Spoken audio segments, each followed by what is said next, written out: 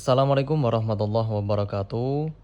Baik teman-teman semua, pada kesempatan kali ini kita masuk pada hukum bacaan ro. Ya.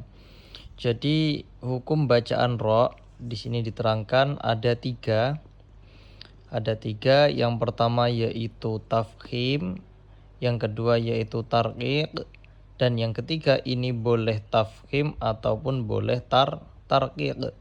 Ya. Jadi yang pertama apa? Tafkhim ataupun dibaca tebal atau dengan memoncongkan bibir.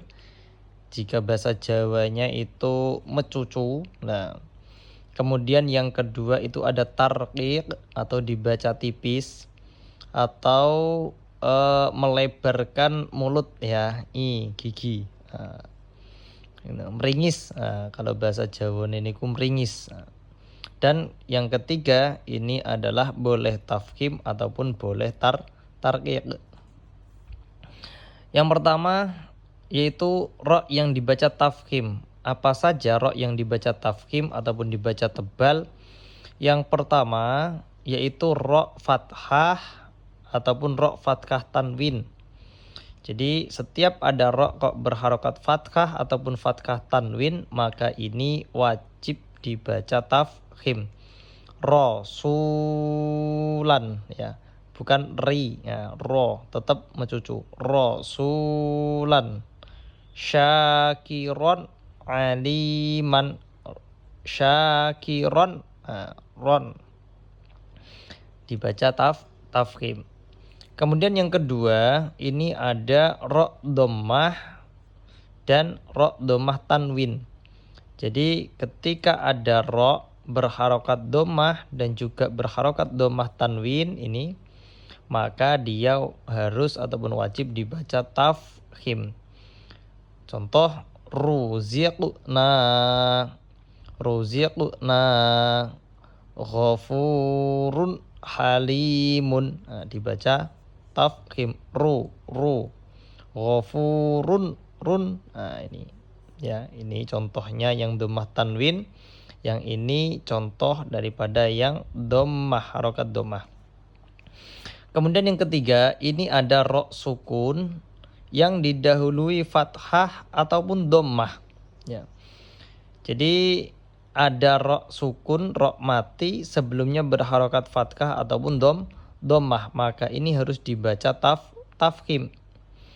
Contoh di sini marqadina, marqadina tidak boleh dibaca tipis, tidak boleh, tapi harus memoncongkan bibir. Marqadina. Mursaluna, mursaluna, ro mati jatuh setelah harokat dhammah. Kemudian yang keempat yang harus dibaca tafkhim yaitu ro sukun bertemu salah satu huruf shad, to, qaf ya. Walaupun toh sebelumnya ini berharokat kasroh, tapi kok di depannya bertemu dengan shad, to, dan qaf, maka wajib dibaca tafkhim. Contoh labil mirsodi, mirsodan. Ini ro mati jatuh setelah kasroh tapi di depannya ada shad. Seharusnya ro mati kalau jatuh setelah kasroh ini dibaca tarqiq, karena di depannya ada huruf shad, to, dan qaf, maka dibaca tafkhim. Irsodan, qirdosun, terus firqotun. Kemudian yang kelima ini ada ro sukun didahului hamzah wasol. Jadi ketika ada ro sukun yang didahului hamzah wasol, ini juga harus dibaca tafkhim. Yaitu contohnya irhamhuma, irhamhuma, tidak boleh irham, tapi harus memoncongkan bibir, yaitu irhamhuma. Oke. Kemudian yang keenam ini ro yang dibaca tafkhim adalah ro sukun karena waqaf didahului huruf sukun yang selain ya, yang sebelumnya ada fathah atau dhammah. Langsung ke contohnya, yaitu ada ro sukun yang mana didahului huruf sukun, ini ro mati, sebelumnya ada huruf sin mati, ya kan? Sukun selain ya, ini sin dan ini shod, tidak ada ya. Pokoknya ada ro mati, sebelumnya ada huruf mati yang selain ya, dan sebelum huruf mati ini berharokat fathah atau dhammah. Nah, ini huruf sebelum sin yang mati, berarti huruf di belakang ro 2 ya. Ini kok berharokat dhammah ataupun fathah, maka ro-nya harus dibaca tafkhim. Contoh lafi khusr. Lafi khusr ya, tetap dibaca ya, tapi sedikit dan tetap tafkhim. Ini sering kan, wal asur, wal asur, wal asur. Nah, ro-nya tetap dibaca walaupun sedikit dan tetap tafkhim.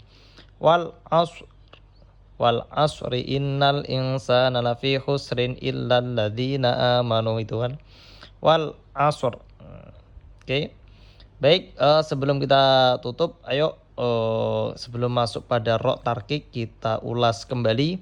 Jadi hukum ro ini ada 3. Yang pertama yaitu tafkhim, yang kedua yaitu tarkik, dan yang ketiga ini boleh tafkhim, boleh tarkik. Yang pertama, ro yang dibaca tafkhim ini ada 1, 2, 3, ada 6. Yang pertama ro fathah ataupun ro fathah tanwin. Kemudian yang kedua ro berharokat dhammah ataupun dhammah tanwin.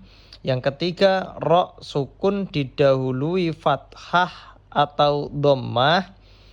Yang keempat ini ro sukun bertemu salah satu huruf shad, to, dan qaf, walaupun toh sebelumnya berharokat kasroh. Kemudian yang kelima yaitu ro sukun didahului hamzah wasol. Jadi hamzah wasol itu apa ya? Hamzah wasol itu adalah hamzah yang mana dibaca ketika di awal kalimah dan tidak dibaca ketika di tengah-tengah kalimah. Nah, ini kan di awal kalimah maka dibaca irhamhuma.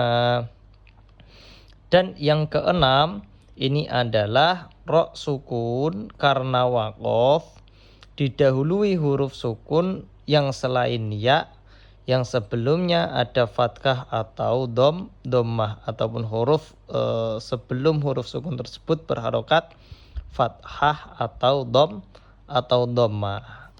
Baik, semoga bermanfaat. Setelah ini kita lanjutkan ro yang dibaca tarqiq.